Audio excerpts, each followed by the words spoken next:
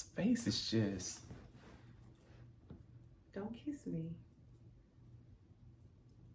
Focus. Jesus.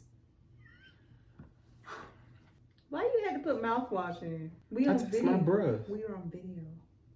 This is me showing public display of affection. If you want to smell boo-boo breath. I didn't even smell your breath. And you haven't eaten anything since we recorded the last I time. tasted it, though. I'm sorry. We thank God for a hygienic man. I tasted it and had seen that my breath was offensive. Not good. You ready? You fine. You know that. I'm going to fill you up with kids. Just baby. Never mind. Anyway. Fill me up with kids. Fill her up with that baby batter. Make her run over. Make her run over. Fill her up. All right.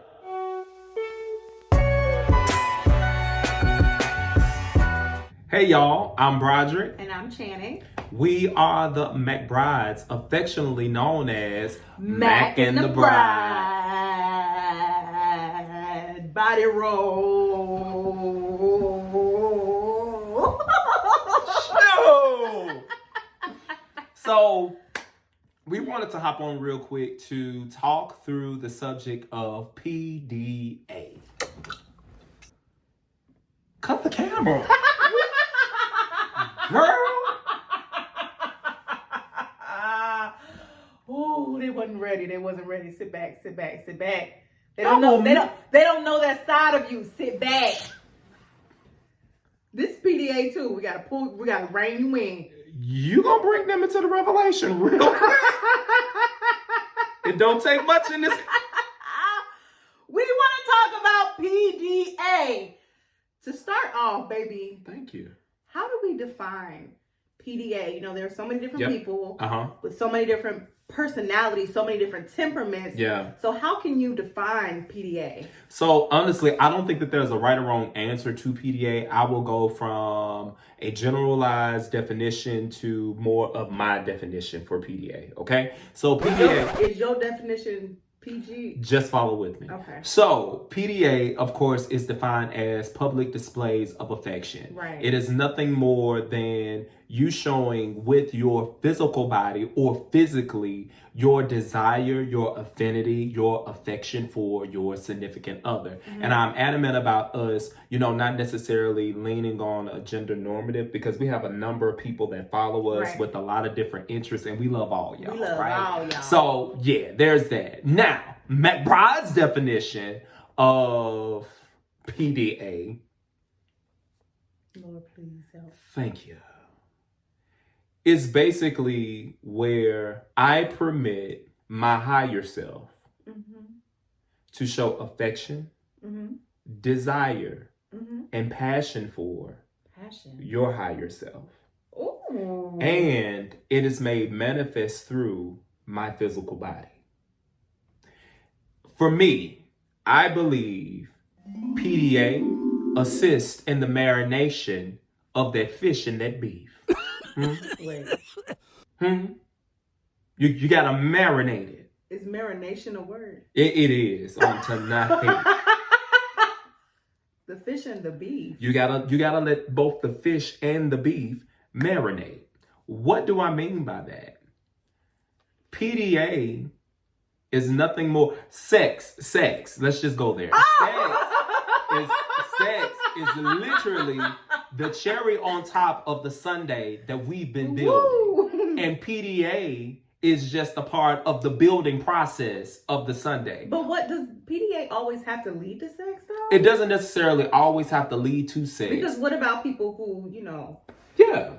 So I don't think the PDA necessarily has to lead to sex, but in the context of an intimate romantic relationship, committed intimate romantic relationship, committed, keyword, PDA in some shape, form, or fashion should lead to us having a euphoric, climatic moment that is reciprocally pleasant for us both.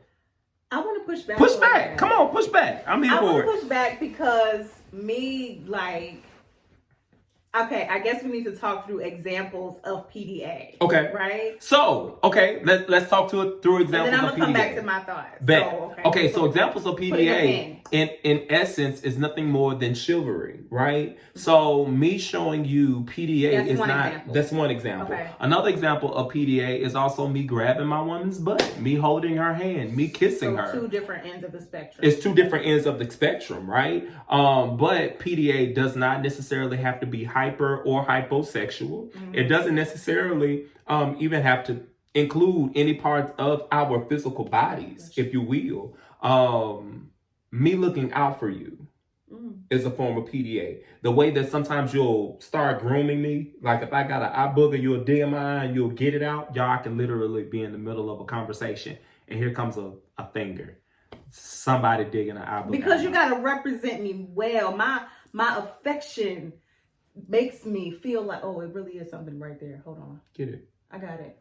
That's PDA. But see, somebody else could do that, and it's like, oh, you getting chin-checked. So wait, this is what I was gonna say. So does me doing this automatically lead us to the bedroom, though? No, not necessarily. So that's what I was saying. Like, but it does marinate my beef. Why? Why does it marinate your beef, baby? You loving me like that prepares me for a greater expression of love. Got it. Let me say that again. PDA, when done right, with you loving me like that, prepares me to display love, a higher love to you, or display another form of love to you on a greater display. Got it. All right. So I think that a lot of people struggle with PDA, or there's a lot of questions around should we do it or should we not do it. Right. Why is that? I think it's a number of reasons. I think one could actually be rooted in individuals not necessarily being comfortable with their sexuality or their sexual selves, right? Church, religious culture that put on a whole nother shroud of confusion, right? So that's another dynamic. Environments that we are a part of don't necessarily foster healthy conversations around our sexual selves, right? And because it's there. And it's there, huh? Because children's church is overflowing. You know, children, the saints are bumping and humping, okay? But because there hadn't been authentic conversations around sex, and sex was always demonized, and whenever it was found out that people were having sex out of the context of marriage or holy matrimony, now they got to come before the church and apologize and be set down. It's a whole shameful thing. So that in and of itself also affects people's ability to display PDA. And then I think another example, just to be, straight up, PDA might not necessarily be what people find attractive or necessary for them, right? So prior to me dating you, I've always known about PDA because my parents did it at home. But as far as me like doing it on the level that I do it now, it was like, nah, right? But now in my marriage, PDA is absolutely needed. It's absolutely necessary. It's absolutely healthy. And because I'm a physical touch person. Bam. And I got to speak your love language. But my love language is sapiosexual. Like I'm a sapiosexual. Intelligence is sexy to me, right? So you talking to me a certain way? I didn't even say nothing. I didn't even open my mouth to say nothing. I'm just letting you know. Thank you. The way you went somewhere just now. I did. As Janet Jackson said, anytime, any place, I don't care who's around. No. So yeah. So I don't necessarily need the whole physical thing for me personally to get me to a place, but it's an add-on, it's an addition. So for some people, PDA is literally you spending time with me, you talking to me. How are you committed to speaking my love language? And so I also want to talk through why it was somewhat difficult for you to receive physical affection from me. Yeah. So one of the primary reasons was that I've been molested, right? So because I hadn't necessarily unpacked, dealt with the trauma that I had experienced in my own body, and of course my exploration and introduction to sex and sexuality was through the womb of trauma, a traumatic experience. Yeah, here it is now. I'm a people person. I love being around people, but don't walk up on me and hug me without me inviting you in, because I don't know what you're going to attempt to do, try to do, or do to me with your body. Yeah. And that transferred over even into my intimate and romantic relationship. And it's also a maturity thing of knowing that's not your responsibility to deal with. But it's my responsibility to be honest with myself about it, heal it, do the work of healing, but also communicate that to my partner. So that's another. I was going to say, I think that's another thing is communication. So as it pertains to PDA and your relationship, you have to talk about this kind of stuff, especially if you've had previous romantic relationships before and you kind of have an idea of how that last person liked to show PDA. This new person may not like that. So you walk up on me and you show me, and we might be throwing hands, and you might feel like, well, wait, my last girlfriend let me. You're going to jail. Or my last girlfriend let me slap her on the butt in public, but your new girlfriend doesn't like that because she feels like that's disrespectful. Yeah. And so I think at the top of relationship, we're adamant about talking through expectations before you say, okay, I want to see where this is going. Yeah. These are my expectations in a romantic relationship. And then give the person the space and the opportunity to say, yes, I can meet that expectation, or no, I can't meet that expectation. And I think in your conversation with talking about PD, just having a conversation about expectations, you should talk about your expectations for PDA. Is this something that you expect for me to do? Yeah. Is this something that you want done all the time? Is it just around certain people? What forms of PDA are you comfortable with? What forms of PDA are you uncomfortable with? And just talking through that so you can see where this person is, and that might open up more conversation. So for him, if I would have had that conversation at the beginning, are you comfortable with me feeling on you in public? And he might be like, yeah, no, I don't really like that. And then I can talk to him a little more about, okay, so why is it that you're not okay? Is there a reason behind it? Because it may not be a reason. It just might be my personal preference. Yeah. I just don't want you touching on me in public. I just don't like it. And then for some people, there may be a reason behind it, and that could be a way for you to get to know this person even more. So if I would have asked him, I could have found out that there was trauma surrounding physical touch for him. And so that helps me to know, okay, this is something that I need to be mindful of. Even now as a married couple, I'm mindful of the ways that I touch him, even though I know that we are married and I know that he is comfortable. I know that there are still pieces that he may touch my body. Thank you, Mariah. Touch me. Thank you.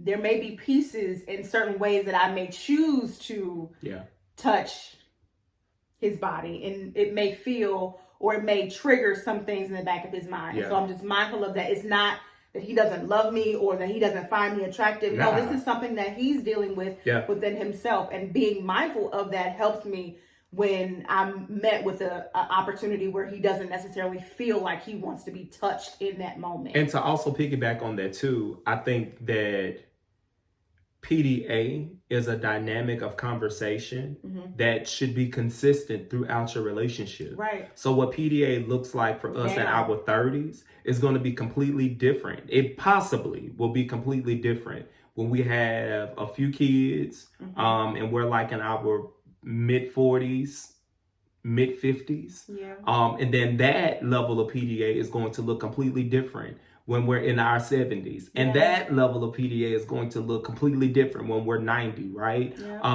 I think that there's just some... Can you imagine us at 90? Oh, we gonna be frisky. I was talking about what we gonna look like, and you talking about... Oh. We're gonna be old and saggy, but we still gonna be dope. We're gonna be like... My face still gonna be beat. Man, listen, I'm gonna be the silver, white-haired granddaddy. Don't lick me. No. But yeah, fam.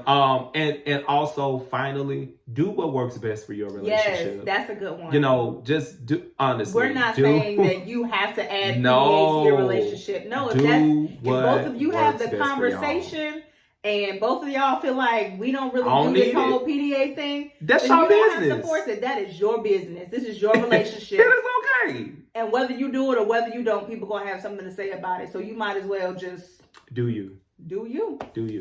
And for the freaky nasties out there, wait, why you? Hey, keep being freaky and nasty. Just be aware when the children are around.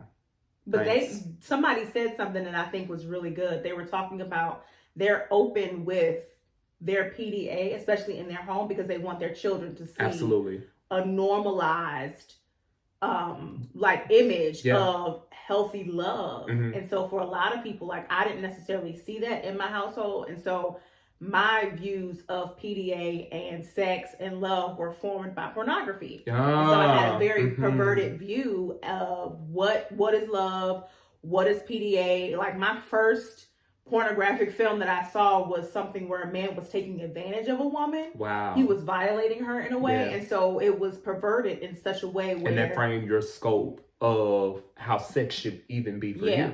Yeah. And see, for me, mine was somewhat of the opposite, right? Yeah. So I grew up as the only child in my home, my mom and my stepdad.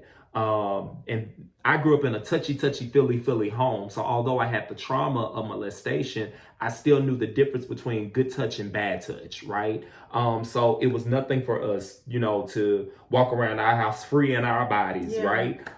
It was nothing for us to spend a day, walking in and out of the room. Hey, I love you. Hey, good night, love you. And seeing my mom and my dad, my stepdad, I call him my dad, embrace each other, kiss each other, or him picking my mom up. Like, I saw that as a kid. So for me, being in this relationship, although you didn't necessarily have the same love language as I did of words of affirmation and just words in general. Well, that is my second one. But that physical touch piece, that's yours, right? Mm-hmm. So, although it wasn't necessarily because I'll touch. Okay. So, although her love language was not necessarily my predominant primary love language, it wasn't something that was awkward or unfamiliar for me to speak because that's what I saw in my home. Yeah. So, y'all get your PDA on. If that's your thing. And if it's not, that's your business. That's your business. And also understand too that PDA, again, is not always physical or touching. PDA is literally my servitude to my significant other. Say that again. My PDA is my servitude to my significant other. Are you saying servanthood or servant? Servanthood, servitude. They know what I'm talking about. My chivalry is a form of PDA. My preferring chanting over myself is a form of PDA. You sharing your food with me. That's PDA. Y'all, I was in the bed the other day and he was like chanting, when he went downstairs to get some food, he was like chanting, "You want something?" I was like, "No, I'm good." He came upstairs, he had a whole burger. I was like, "Ooh, I want to taste it." And he said, "No, here, have it." And he didn't even complain or nothing. And I was like, he really loves me. Because I'm marinating that fish. Huh? Thank you. Y'all, this was an amazing conversation. We don't want to take up too much of y'all time. Wait, no, because I don't want to be a fish. Like, the fish don't smell good. What you want to be? I have to think I'm of something. stirring the honey pot. Yes, that's good. Because I use Honey Pot products. Y'all, thank you for stopping by. Black-owned products. Okay, right? On a tangent. Follow us. Share. Please. Drop down in the comment section. If you really enjoyed this, please share this with somebody. You might be with your homegirls and you may have been talking about PDA or sex and sexuality or whatever the case is. Listen, our goal is to just normalize healthy Black love, healthy love in general. We feel like we're called to families and marriages and things of that nature. And so whether that's, walking people through the dating phases or helping them in marriage with as much wisdom as we have, because we're newlyweds. So we're not necessarily like counseling married couples right now, but if you ask us for wisdom, we'll give what we have, fam. So yeah, we just want to see you all mastering your relationships. That's really big for us. It's mastering relationships, mastering love, all of that stuff. Just being, are you touching me on I am. He's trying to PDA me. And bye, y'all. I might have an amazing. You gonna get lipstick on you? So? Well, then you can kiss. No, goodbye.